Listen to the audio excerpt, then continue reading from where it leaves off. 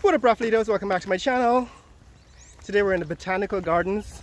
This is the botanical gardens here in Georgetown, Guyana, and we're walking east towards the back gate. It's about a mile long, actually a little less than a mile long from the front gate to the back gate. And I'm just gonna give you a walking tour while I discuss this very important topic that I have been neglecting to cover for the last, I don't know, last year or so. So yesterday I listened to an interview on NPR by Meghna Chakrabarty on a program called On Point, in which she was talking about Guyana's oil boom, the oil and gas industry taking off in the last 5 years. And she interviewed Miss Janki, Miss Melinda Janki, who is a lawyer here in Guyana, an international lawyer, and she was giving the perspective of the environmental activist community here in Guyana. Her main point is that there is no business case for an oil industry in Guyana, that Guyana should leave the oil in the ground, that Guyana is already a wealthy country and doesn't need oil and gas, that the government is squandering the oil and gas money, and that the liability for any major accident in the oil and gas sector leaves Guyana on the hook for all the cleanup, which means that Guyana will never benefit, will in fact be poorer as a result of the oil and gas industry in Guyana. Now, all of this is basic nonsense. It's false, it's incorrect, and this is the reason why I'm addressing it this morning. I've actually made several videos pointing out the fallacies in Ms. Janki's arguments in the past, but I've never heard all of them put together in one interview, because she's made lots of misstatements. She says she has 7 lawsuits in the courts and that the courts have ruled in her favor in 3 of them so far. And I do acknowledge that there is some merit to some of the lawsuits in defining the operations of the oil and gas sector. So for example, like the flaring, which one of her lawsuits claimed was damaging the environment, and it was unconstitutional because Guyana's constitution says that Guyanese have a right to clean air. So I think that there is some room for lawsuits that define more carefully and clearly the operation of the oil and gas industry in Guyana. However, Ms. Janki is clearly misinformed and incorrect in her main argument that Guyana will not benefit from oil and gas, that Guyana will be poorer as a result of oil and gas, and that there is no business case for an oil and gas industry in Guyana. And so that's what in fact I want to address. So the first things first is that you cannot argue against the oil and gas industry without doing the math. All of the contract can be reduced to mathematics, right? In one of the very first videos I made on the oil and gas contract, I explained the math behind the oil and gas sector. So if you go to that interview, and I'm going to put a link to that interview in the description below this video, she has made a number, in fact the interviewer, as well as I think someone else who's being interviewed in the same program, made a number of incorrect statements about what Guyana's share of the oil and gas sector is. Guyana actually gets 14.25% of the total revenue on the oil and gas industry. That means Guyana gets $14.25 out of every $100 that the oil and gas industry earns. That's not just profit, right? That's because Guyana has a 50% profit share and a 2% royalty. So Guyana's government owns 52% of the contract with ExxonMobil, and I've actually explained this in previous videos. So Ms. Janki is incorrect in stating that Guyana is not getting any significant amount of money, because currently there's $1.7 billion in the Sovereign Wealth Fund because of the contract, the 52% share that Guyana gets. Secondly, her argument is that there is no business case for oil and gas in Guyana, and that is false, because without oil and gas we would not have the money to construct all of the projects that I've been showing you over the last year here in Guyana, right? So we've basically focused for the last year or so on the various infrastructure projects, some of it private, some of it public, that are being constructed in Guyana. And the reason why these can be done is because Guyana now has the cash flow to be able to do all of that. Before oil and gas, Guyana would have to seek loans from the IMF and the World Bank, and those came with a very high interest because we did not have the cash flow to guarantee repayment. So one of the very first things that you will notice from the oil and gas sector is now that Guyana can access capital at lower interest rates, and Guyana has cash flow. So even if we didn't get the loans, we can pay for a lot of the infrastructure development out of our Sovereign Wealth Fund. And this is in fact a lie that Ms. Janki continues to perpetuate when she says that Guyana is not benefiting from the oil and gas sector, that Guyana is being robbed by ExxonMobil. Secondly, the oil and gas industry is volatile. So the price of oil will fluctuate over the years. There is no guarantee, right? There's a risk. The thing about business is that there is no guarantee that the oil and gas sector will make money in a given year, because the oil prices can collapse.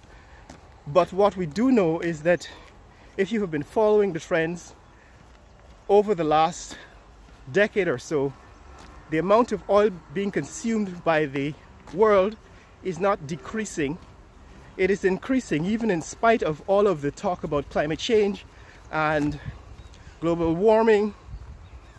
The amount of oil and gas being consumed is actually increasing. That's because the population is increasing, the growth of certain economies has been increasing. Places like India and China still have a high demand for oil and gas, even if the Americans have stabilized their demand. And so it's wrong to sort of predict or to confuse the people by suggesting that oil and gas is going to end soon. In fact, there's going to be another 100 years of demand for oil and gas, because there is no way to solve the demand problem for things like air transportation or even agricultural machinery, right? You're gonna need oil and gas to operate the combines and the tractors and the aircrafts for the rest of this century. So Ms. Janki is not being honest and truthful when she says that the oil and gas industry is going to be non-existent in 10 years. Right, that's a lie. It's not true. The oil and gas industry is here for another 50 to 100 years. And I've actually made this case in a number of videos before. Thirdly, as I said before, the oil and gas industry produces a product that is well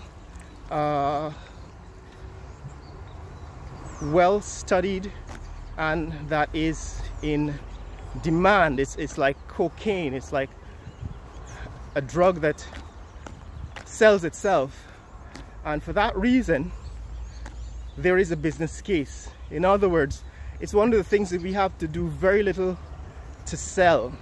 You know, the reason why sugar industry failed in Guyana is because we couldn't sell sugar anymore, right? There's all this competition from places that produce sugar and from countries that use their controls on the importation of sugar to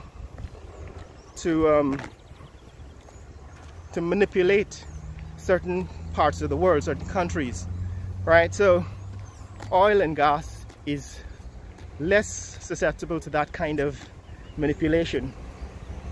Oil and gas, in fact, is so much in demand that people need to use it regardless of their political leaning. This is why, for example, Russian oil and gas is still being sold and purchased in places like Europe and NATO countries which are at war with Russia. Here we are at the back gate. So this is the back gate. Behind that's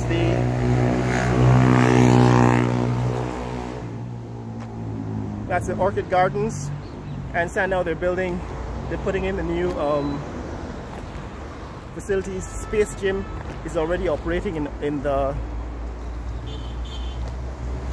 building.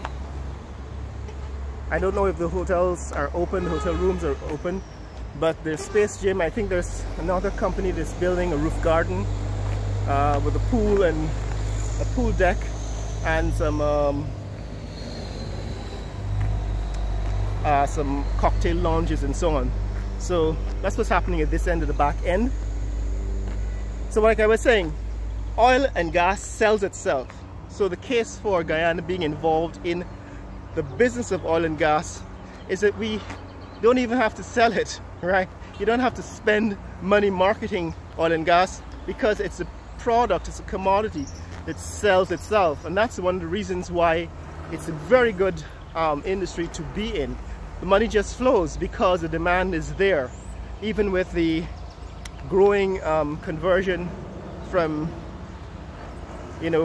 combustion engines to electric vehicles, a lot of people are going to continue driving combustion engines because of the advantages it still has over the current generation of electric vehicles, which have limitations like range and like access to charging stations and all that stuff, which is going to take years to build out across the world, across the globe, right? Whereas the infrastructure for oil and gas already exists. And so it's going to be at least another 50 years before we completely are able to get off of oil and gas. These are the things that Ms. Janki misses in her argument that there is no business case for oil and gas. But the problem I have most with it is that she basically states her points of view as if this is what the Guyanese people feel, as if this is her point of view is the view of the Guyanese people, that in fact Guyana will not benefit in the long term because there is going to be some major oil spill, like the Exxon Valdez oil spill in Alaska, or like the BP, what was it, the blowout of the oil well at the bottom of the ocean in the Gulf. Now these things are risks, and the way you handle risk is with insurance. So Ms. Janki is making the argument that because Guyana's GDP is in fact, but Guyana's budget is about 3.6 billion US dollars this year, and because Guyana's current sovereign wealth fund is about 1.7 billion dollars, and because the blowout of that oil well on the ocean floor that BP was responsible for cost about $70 billion to clean up, and because the cleanup didn't really pick up the oil but only sank the oil to the bottom of the ocean, creating permanent damage. All of these arguments, she's flooding the zone with all of these arguments, which in fact only partly make sense. The fact is that these are risks that have to be covered with insurance. So if you're bringing a case against ExxonMobil for not handling these risks, or for shouldering Guyana with the potential destruction of these risks, what you're doing is saying that there is not enough insurance, right? So it's wrong to conclude that Guyana will eventually go bankrupt because of the potential for an oil spill, instead of arguing that Guyana needs more insurance, because that is how you handle risk in business. You just need to insure your business to the value of the potential damage, so that what she should be arguing is that Guyana needs $70 billion worth of insurance to cover the potential of a blowout. She's claiming that the oil and gas industry is going to rob Guyana because at the end of the oil production, which she claims will last only about 10 years, that the cleanup of the wells, the shutting down of the wells, all of those costs will be left to Guyana. She's claiming that because Guyana doesn't have a say in how quickly production is expanded, and because Guyana is in fact leaving it to ExxonMobil to define the rate of expansion and development of the oil and gas sector, that Guyana is being robbed. She is saying that Guyana is not able to define what is the cost, because there is such a thing as cost oil in this contract, and that therefore, because Guyana is not defining the cost oil part of the equation, that Guyana is being robbed by ExxonMobil, because ExxonMobil can add to the costs without justifying that these items are part of the cost, right, of doing business. There's a monkey up in a tree. Don't know if you can see him right over my head. He's climbing on the branches. Okay, so what she's claiming is that because of all these things, because Guyana cannot define the costs, that Guyana is being robbed. Now, this is not necessarily true. What is true is that these numbers have to be audited, right? So you can argue that Guyana should participate in the auditing of the numbers that are submitted by ExxonMobil, but you can't argue that automatically because Guyana does not participate or does not define the rate of expansion of the oil and gas sector, and because Guyana is not defining what are costs, you know, the cost oil, that Guyana is being robbed. I've already defined in previous videos why the contract is a good contract, because unlike the lies that are still being told by Ms. Janki says that Guyana, I think the interviewer also endorsed this, that Guyana has to wait until Exxon pays back all of their costs before Guyana can get any money from the oil contract. This is false, and I've actually explained this over and over again in previous videos. I've explained that the contract says, and I actually reduced the words of the contract to the equation, to numbers. The contract says that immediately after production begins, Guyana gets 1/8 of the oil produced. So for every 8 million barrels of oil produced, Guyana gets 1 million barrels. So every eighth million barrels, Guyana gets 1 million barrels. That means that right now the production has gone to 350 million barrels, 350,000 barrels per day, and when you work that out in terms of Guyana's portion of 1/8, Guyana earns about $2 billion per year from, this is currently about $2 billion per year from the oil that is being pumped by ExxonMobil, and this is long before the cost of exploration are paid out, right? Because all of that is built into the equation, the cost of the exploration. So I explained that. If you want to see my argument for why this is a good contract, I've made several videos about that. You can go check out those videos. So I already covered some of this misinformation that Ms. Janki is stating in this interview. But the point that I'm making is that this interview with Ms. Janki reveals that there are people who are not aware that they don't know. I've encountered this more recently, or I'm aware of it more recently than I've been in the past. There are a lot of people in Guyana who are who have blind spots, right? They have intellectual blind spots, and Ms. Janki is one such person. She's unaware that what she is seeing is just a fraction of the picture, and therefore she's claiming to know or to speak on behalf of the people of Guyana without actually knowing that she's missing a fair amount of the picture, a fair amount of the facts, and a fair amount of the truth. And so some of what I'm describing in this video explains to you those facts that she's missing. So for those of you who've asked me in the past to respond to Ms. Janki, this is the video. I'm telling you that a lot of what she says is incorrect. There is a business case for the oil and gas sector in Guyana. The problem of risk is handled with insurance. In other words, if Ms. Janki thinks that Guyana will be left hanging with the cost of cleanup if there's an oil spill, the way to handle that is insurance. And that is what is done in business, right? We don't have to save up $70 billion or have an economy that is as big as $70 billion to handle a cleanup of a potential oil spill. What we need is insurance. So you have other partners, other contracts that will kick in if there is a disaster, right? And these are the problems that I have with the credibility of Ms. Janki's argument, because if she is a credible operator, she would know that this is handled by insurance. Instead of crying gloom and doom, she would know that this is a risk in business that is normally handled with insurance, and the way to deal with it is to ask, do we have enough insurance to handle the risk of an oil spill? Not to say that the Guyana is doomed because of the potential oil spill, right? That doesn't make any sense.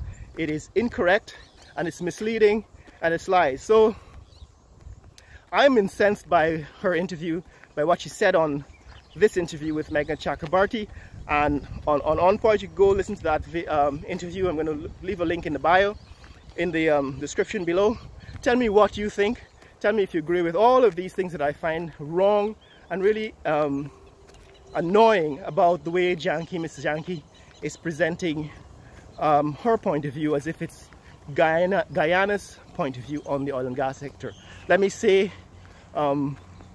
unequivocally that the oil and gas sector is a good thing for Guyana. It has brought nothing but good. There is a potential for mismanagement, potential for politicians to get in the way, which is already happening, and mishandling and mismanaging the resource, but the resource itself is a good thing for Guyana. And at the point where we are approaching climate change and we're going to need the money to transform this country and this economy to make it resilient to climate change, oil and gas could not have come at the better time. This is the best time for us to have discovered oil and gas, and the kind of money that we will earn and are earning from oil and gas we could not earn from agriculture, from any other sector. Right now oil and gas is bringing in over $2 billion a year. We already have $1.7 billion in the Sovereign Wealth Fund, according to the second quarter report from 2023. In fact, this third quarter is already completed in September, so very shortly we should know what our take has been in the third quarter. I expect that we should have over $2 billion in the Sovereign Wealth Fund, as well as we've been able to extract about $800 million this year for the expansion of infrastructure and so on. So that's what's happening, guys. If you want to see more content like this, click like and subscribe. Share this video with friends and family around the world. Go look at that interview. Listen to the interview with Melinda Janki on Point, and tell me what you think, whether you disagree or whether you agree with some of what she says in that interview, because it really makes me mad that there are people who are short-sighted, who are not able to see the big picture, but are operating as if they know, right? They're missing about half of the picture, but they're telling the story as if they know the whole story, and it is not the whole story. Share this video with friends and family around the world. Let people know what's happening here in the botanical gardens in Georgetown, Guyana, and in one of the fastest growing countries in the world. 60% year-over-year GDP growth for the last several years, and will continue to be the fastest growing country in the world for the next 5 to 10 years. Later!